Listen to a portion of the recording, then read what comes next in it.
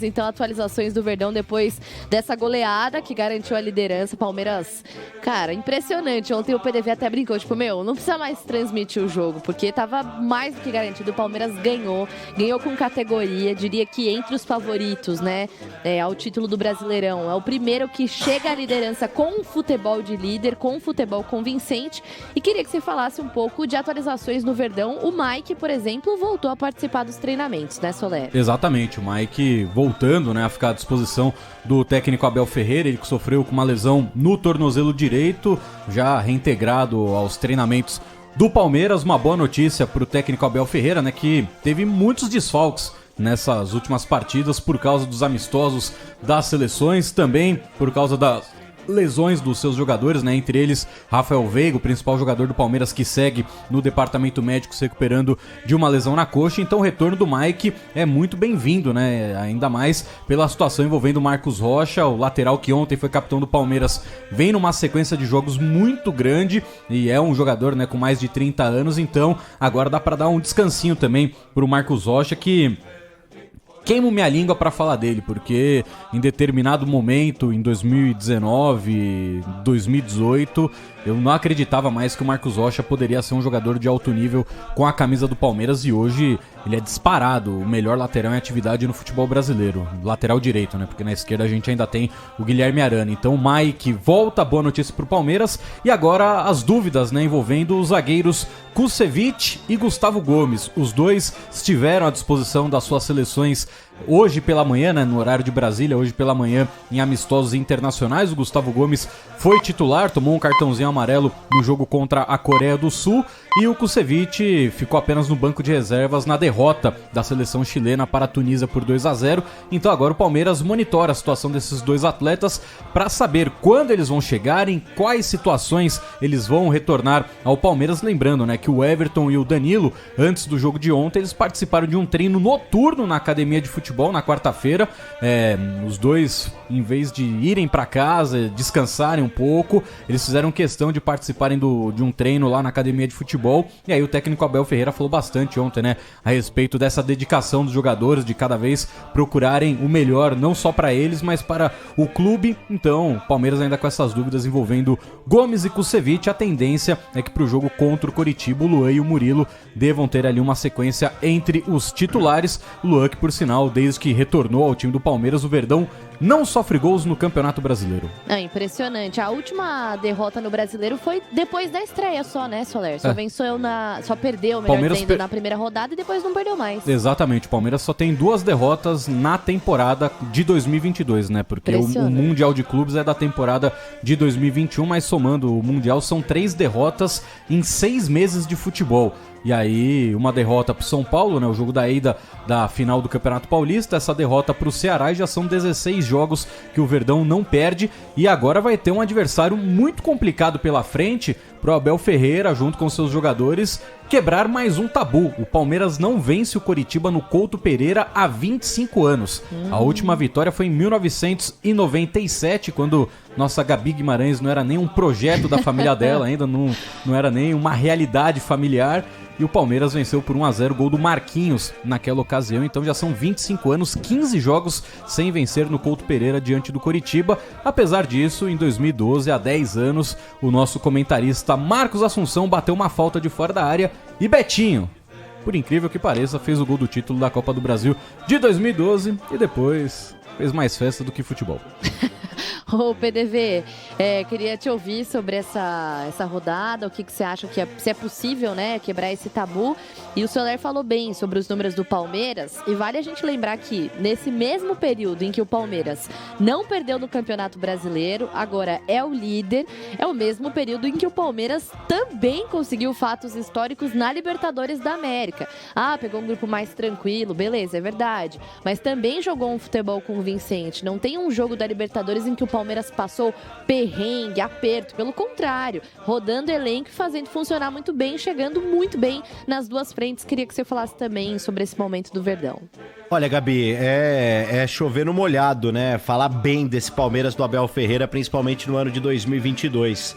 Até demorou para esse Verdão ser uma certa unanimidade dentro dos comentários futebolísticos aqui no Brasil. Sim. Porque já apresentava, já demonstrava, né, de alguma forma que era um time forte, era um time que o Abel tinha os jogadores sob controle, só que muitas vezes a gente questionava algumas escolhas do Abel, né? Me lembro muito bem aquele jogo contra o São Paulo, aquele clássico, que era para afundar o São Paulo. Obrigada, e Abel. poderia ter afundado o São Paulo e poderia mesmo assim ter conquistado a Libertadores, né? Não foi o caso. O Palmeiras entrou com o time em reserva, perdeu, os atletas descansaram, enfim, depois ganhou a Libertadores. Não tem como a gente ficar projetando o que não aconteceu. Mas eu acho que o Palmeiras vive, dentro desses últimos anos com o Abel, os últimos meses, vive o maior ápice de criatividade futebolística, como se fosse a fase dos Beatles, do Sgt. Peppers, né? Que foi o ápice ali dos Beatles como banda, que é a maior banda de todos os tempos, né? Pelo menos do rock,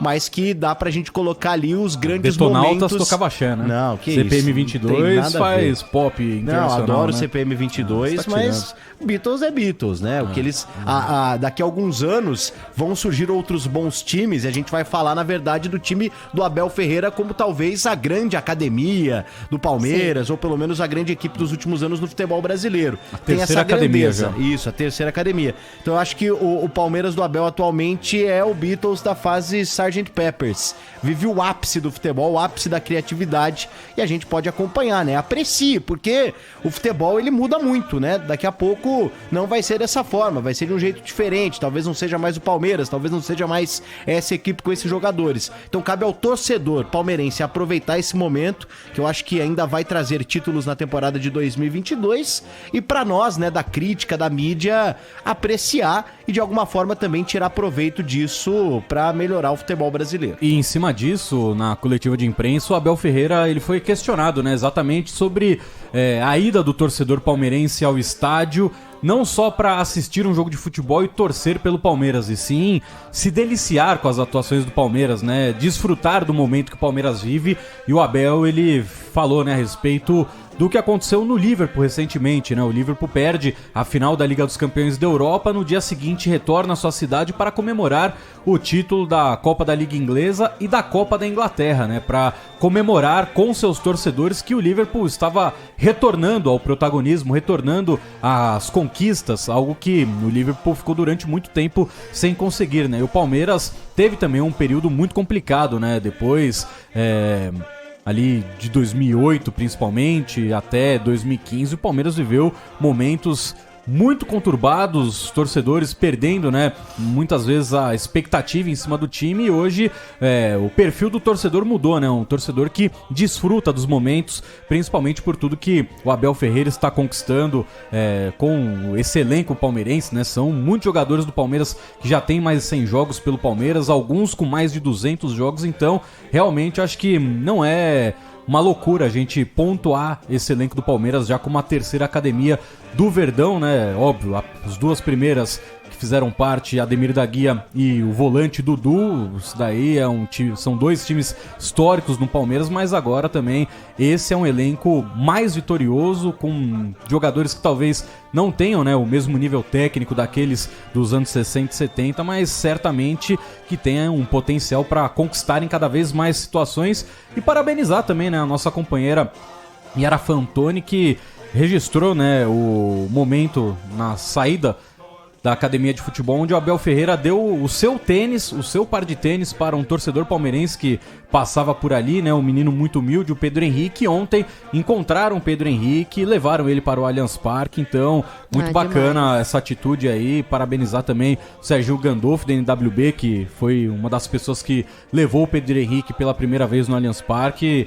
Foi emocionante, né? Ele tava ali no Gol Sul e foi emocionante ver a alegria desse menino muito humilde que recebeu esse presente do Abel Ferreira e ontem, pela primeira vez na sua vida, teve a possibilidade de assistir um jogo dentro do Allianz Parque. Eu sou muito fã dessas histórias que saem do âmbito do futebol, né? E provam que o futebol pode ser mais e tem tudo a ver com a humanidade que as pessoas que o Soler mencionou, em especial o Abel Ferreira, tiveram com o menino Pedro Henrique. Agora, voltando para o início do que o Soler estava falando, o PDV, em relação a uma terceira academia, eu acho que tem tudo a ver com o fato de o Palmeiras ter tempo tempo de trabalho, né? O Abel Ferreira, se a gente compara com a duração dos técnicos no futebol brasileiro, ele está há bastante tempo, ele conseguiu ir fazendo uma espécie de uma limpeza no seu elenco, colocando as suas ideias, porque no começo a gente tinha aquela ideia, ou boa parte da imprensa tinha aquela ideia, o time do Palmeiras é um time retranqueiro, um time que joga por uma bola, é um time que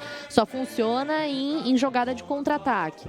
Agora é um time com muitas ideias, é o que a gente viu ontem, e não foi só ontem, isso vem se repetindo em vários cenários, às vezes cai um pouquinho no segundo tempo, oscilou no começo do Campeonato Brasileiro, só que é um time que tem ideias, apresentações. Você acha que tem a ver com isso, PDV, com o tempo de trabalho do Abel Ferreira, ou tem mais fatores, o elenco tá melhor, o que você acha? Não, eu acho que o tempo, obviamente, ele é importante, mas eu acho que não é a coisa mais determinante, né? Se você der 2 anos para um técnico meia boca, ele vai fazer um trabalho meia boca em 2 anos. Acho que passa muito pela forma como o Abel lida com o futebol. O cara tem 43 anos, né? Sim. Ele parou muito cedo por conta de uma lesão. Então, assim, se ele tivesse ali traçado um ciclo natural de jogador, ele teria parado ali com uns 36, 37 anos. Talvez hoje ele ainda pudesse não ser esse técnico de ponta. Porque o fato dele ter se aposentado de forma precoce fez com que ele se dedicasse mais antes, né? Isso, ao futebol. Porque ele falou, pô,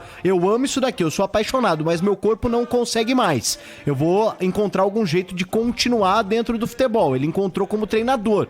E logo cedo ele começou a se aprimorar. Então, por mais que não seja um técnico experiente em trabalhos, já que o Palmeiras é praticamente o 3º trabalho de técnico profissional do Abel Ferreira, eu acho que ele utilizou muito esse tempo já sem jogar bola para se dedicar. Essa experiência de treinador, ela é importante, só que quando o cara não está pronto, quando ele não se prepara de uma forma adequada, ele pode ter a experiência que for, ele não será um bom técnico. Eu acho que é justamente esse o segredo do sucesso do Abel. É a preparação, ele é um bom técnico, mais isso. O tempo que o Palmeiras...